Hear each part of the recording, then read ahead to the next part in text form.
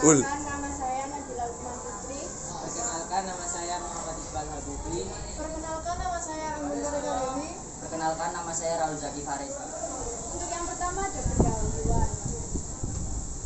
Latar belakang. Surabaya merupakan kota terbesar kedua setelah Jakarta. Kota ini berada di Pulau Jawa di bagian timur. Kota ini merupakan ibu kota provinsi Jawa Timur dan mempunyai ikon unik yaitu Monumen Suro dan Boyo. Selain itu, kota ini dijuluki kota pahlawan dan terdapat tugu pahlawan untuk memperingati pahlawan yang sudah berjuang pada masa penjajahan. Karena itu, Surabaya memiliki potensi yang besar di bidang pariwisata. Pariwisata Surabaya memiliki angka tinggi, pengelolaan lahan yang baik oleh pemerintah Surabaya memberikan sudut pandang kota yang terlihat indah dan membantu menaikkan pariwisata Surabaya.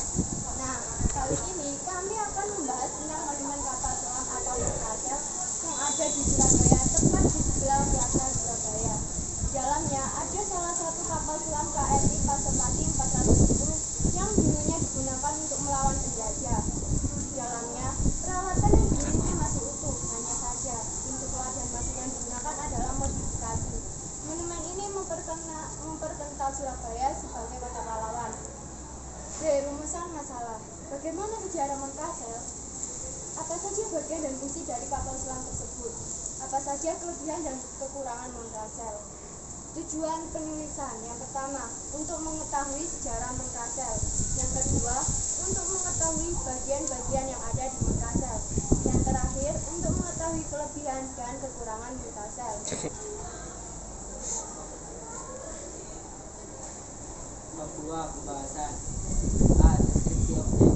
Monumen kapal selam terletak di Embong Kali Asing Menteng, Surabaya, Jawa Timur, tepatnya di samping Plaza Surabaya dan di sisi Sungai Kalimas. Buka pada jam 08.00 sampai 22.00 dengan harga tiket 10.000. KRI Pasopati 410 tipe SS Biscuit Class buatan Rusia tahun 1952 dan baru digunakan Indonesia sejak 22 Januari 1962 dan dinonaktifkan oleh TNI AL pada tanggal 25 Januari 1990. Setelah lama tidak digunakan, pada tahun 1996 kapal selam ini dipotong menjadi 16 bagian dan dirakit kembali di Surabaya, dan pada tahun 1998 monumen ini resmi dibuka untuk umum. Untuk spesifikasi KRI 410, panjangnya 76,6 meter, lebar 6,3 meter, berat 1.300 ton, kecepatan 18,3 knot di permukaan air, 13,5 knot di dalam air. Bahan bakar diesel atau solar. Awak kapal 63 termasuk komandan. Persenjataan 12 torpedo uap gas. Terdapat 7 bagian atau ruangan di KRI 410. Ruang 1 untuk tempat torpedo, ruang 2 untuk ruang tidur perwira, ruang 3 untuk ruang komunikasi, kompas dan periskop, ruang 4 untuk tempat tidur serta ruang makan ABK, ruang 5 ruangan mesin diesel, ruang 7 untuk ruang torpedo untuk bagian buritan. Di bagian lain kapal selam terdapat ruang permukaan film, kolam renang anak, serta tempat menjual souvenir. Tujuan pokok KRI 410 adalah menghancurkan garis lintas musuh atau anti-CP. Daftar operasi KRI Pasopati 410. Ini adalah penjabaran daftar operasi KRI Pasopati 410 selama masih aktif berlayar di dalam laut sejak tahun 1602 sampai kapal selam buatan Rusia tersebut dipensiunkan pada tahun 1989.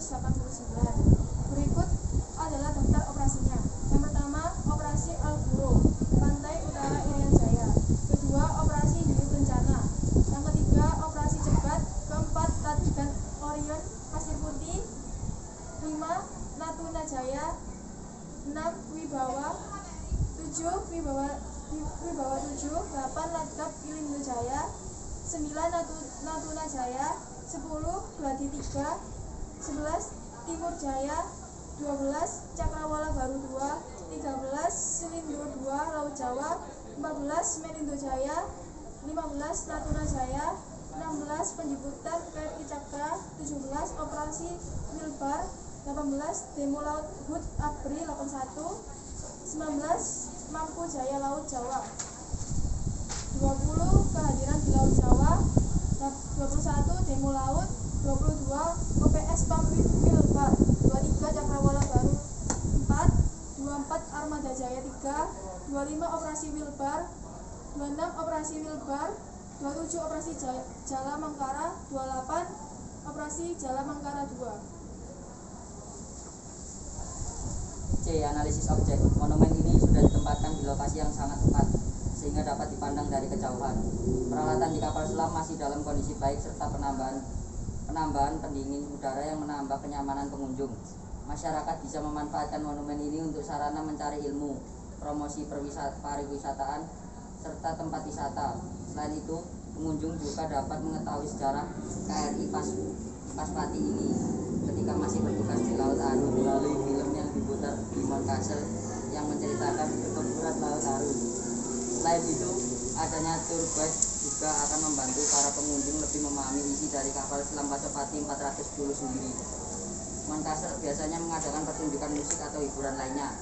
Jadi keluarga dan anak-anak bukan hanya bisa belajar mengenal sejarah maritim Indonesia, tetapi sekaligus juga bisa bersantai. Kekurangan Mountcastle ini terdapat pada tidak adanya tempat untuk beristirahat para pengunjung. Hal ini dikarenakan Mountcastle merupakan kapal selam asli yang dijadikan monumen, sehingga tidak ada ruang untuk beristirahat.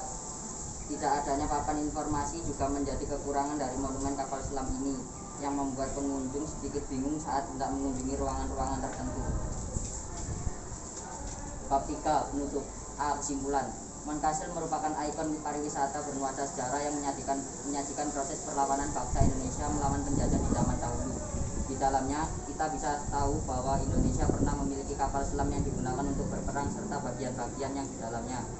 Monumen ini juga bentuk pelestarian nilai-nilai luhur bangsa Indonesia. Kita dapat mengetahui sejarah, bagian dan fungsi, serta kelebihan dan kekurangan Mountcastle sebagai museum. B. Saran. Penambahan fasilitas seperti restoran dan tempat peristirahatan.